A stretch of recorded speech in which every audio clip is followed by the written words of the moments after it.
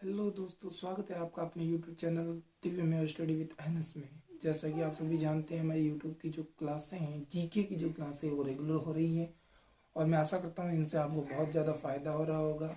मैं कुछ 2 दिनों से आपके लिए सीईटी से संबंधित कुछ वीडियोस जो है बनाने की कोशिश, तो बहुत जल्द जो है इसकी क्लासें भी हम शुरू कर देंगे। इससे आपको बहुत ही ज़्यादा फ़ायदा होगा। ये जो क्लासें होगी सीईटी से संबंधित, वो 12th लेवल और ग्रेजुएशन लेवल दोनों के लिए होगी। तो आप उससे अपनी जो तैयारी और भी बेहतर ढंग से कर पाएंगे।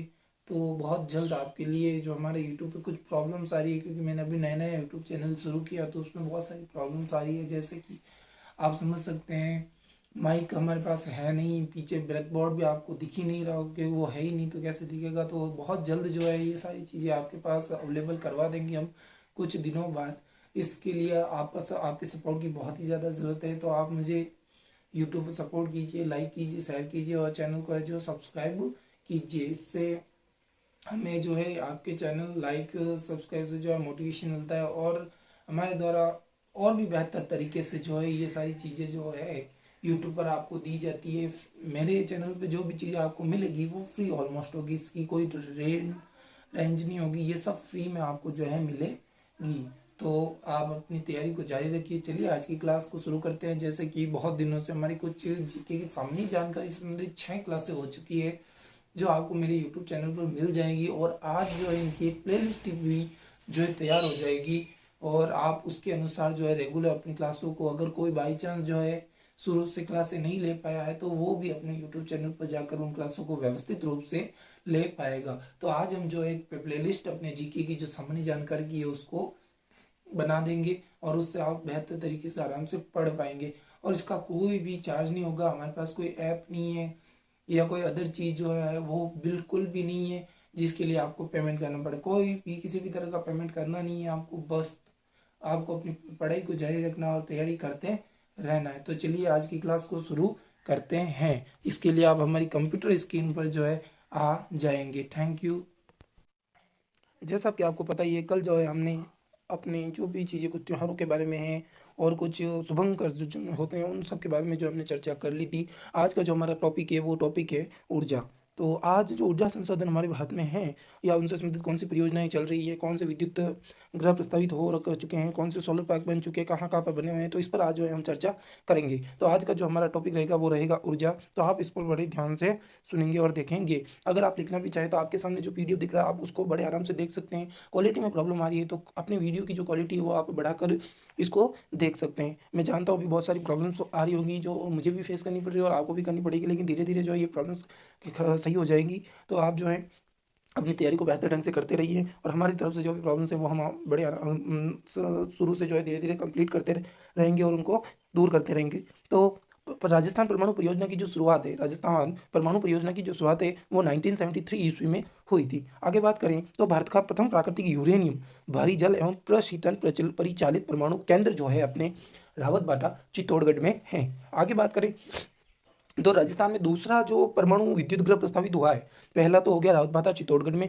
इसके अलावा जो दूसरा जो राजस्थान में विद्युत गृह प्रस्तावित हुआ है वो माही बांसवाड़ा, माही नदी के बारे में आप जान रहे होंगे, और वो जो है कहाँ पे हुआ है, माही बांसवाड़ा में हुआ है। आगे चलते हैं, भारत में पहला सोलर पावर पॉइंट, भारत में पहला सोलर प्लांट या सोलर पावर प्लांट जो है वो अपने फलोदी जो कि जोधपुर में है वहाँ पर लगाया गया है। आगे बात करें तो राज्य का पहला सोलर पार्क बड़ला फलोदी जोधपुर, ये भी जो है राजस्थान के पहला जो सोलर पार्क है ये भी बड़ला फलोदी में, जो कि फलोदी कहाँ पे है, जोधपुर के अंतर्गत आता है। आगे बात करें, भारत में पहला सौर ऊर्जा फ्रिज जो है बालेश्वर जोधपुर में लगाया गया है। ऐसा जो वो फ्रिज जो सोलर प्लांट सोलर ऊर्जा से चलता है वो कहाँ पे है, बालेश्वर जोधपुर में। आगे बात करें तो राज्य में ऊर्जा की अधिष्ठापित क्षमता 30 नवंबर 2022 तक जो है वो 23,487.46 मेगावाट थी।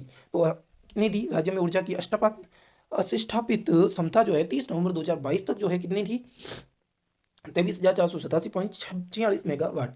और राज्य में स्थापित सौर ऊर्जा संयंत्र की जो क्षमता है वो जुलाई 2023 तक जो है 18,058.77 मेगावाट थी। राज्य में स्थापित पवन ऊर्जा संयंत्र की क्षमता जुलाई 2023 तक जो थी वो 5193.42 मेगावाट थी। राज्य में स्थापित बायोमास ऊर्जा संयंत्र की जो क्षमता है जुलाई 2023 तक 125.8 मेगावाट थी।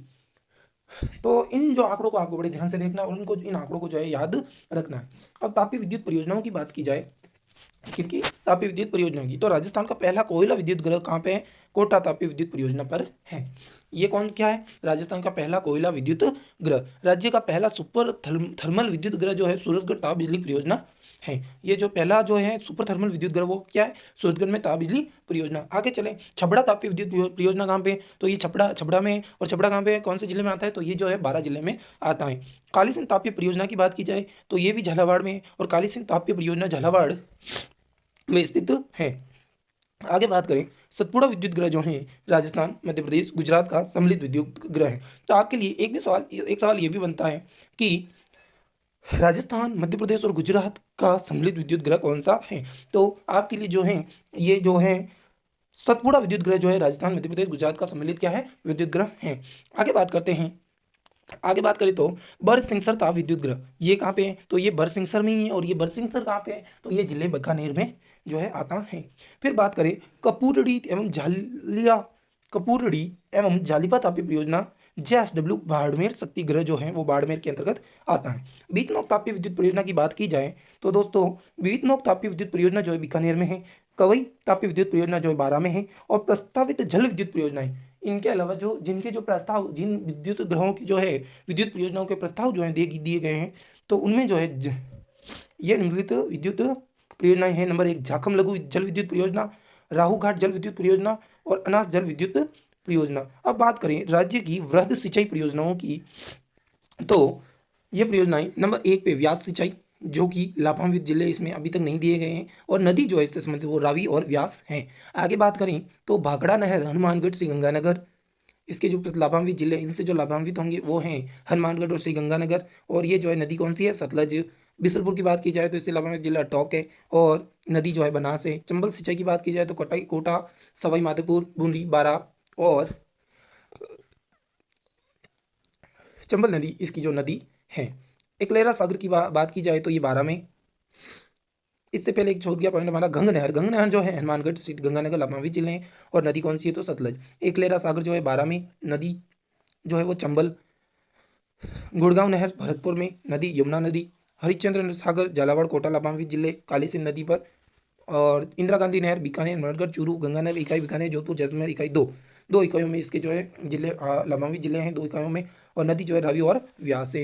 झाकम की बात की जाए तो इसके लाभान्वित जिले प्रतापगढ़, उदयपुर है, नदी जो है झाकम है। माही बजार सागर की बात की जाए तो लाभान्वित जिले बांसवाड़ा, डूंगरपुर, प्रतापगढ़ है। और माही जो है इसके नदी हैं जिससे इस परियोजना को शुरू होगी। नर्मदा नहर सिंचाई जो है वो बाड़मेर और झालोर में, नदी नर्मदा है।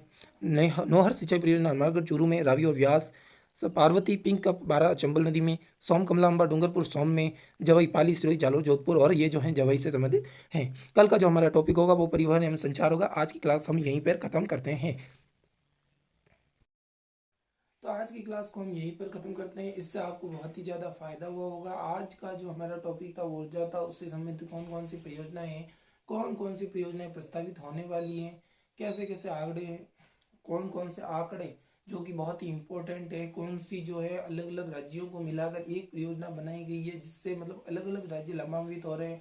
ऐसी कौन सी ऊर्जा से संबंधित परियोजनाएं हैं, कौन कौन सी प्रथम परियोजनाएं हैं, कौन सी कब शुरू हुई थी, इस बारे में आज जो है हम पूरी की पूरी चर्चा कर चुके हैं। इससे आपको काफी फायदा होगा। ये जो सारी चीजें हैं एग्जाम में बहुत ही डीपली पूछी जाती हैं, और इनको जो है बड़े ढंग से पढ़ना पड़ता है। हमारे सामने क्या होता है कि इसमें जो है सारी चीजें सफिशिएंटली एक ही स्थान पर मतलब सामने दे दी जाती हैं और हम उनको पढ़ लेते हैं, लेकिन इनको बड़े ध्यान से पढ़ना होता है। इनके अंदर की जो चीजें हैं, सबसे ज्यादा जो ये आंकड़े हैं जो हमें याद करना बहुत जरूरी होता है, क्योंकि इसमें आंकड़ों से संबंधित कि भाई उस परियोजनाओं पे कितना खर्च हुआ, या वो परियोजना किससे संबंधित है, उनसे कौन सी नदी से कौन सी परियोजना का मतलब लाभ मिलेगा, इस परियोजना से कौन कौन से जिले लाभान्वित होंगे। तो इस पर जो है हमने जो है आज चर्चा की थी, और इसको हमें बड़े ध्यान से आज हमको वापस जो है रिवीजन करना है, वो आप अपने स्तर पर करेंगे। कल का जो हमारा टॉपिक होगा वो परिवहन एवं संचार जो परियोजना है उनसे संबंधित होगा। तो चलिए एक बार फिर आपसे यही कहना चाहूंगा कि वीडियो को लाइक, चैनल को सब्सक्राइब करते रहिए ताकि हमें इससे मोटिवेशन मिलता रहे। Thank you. फिर मिलते हैं एक नई क्लास के साथ।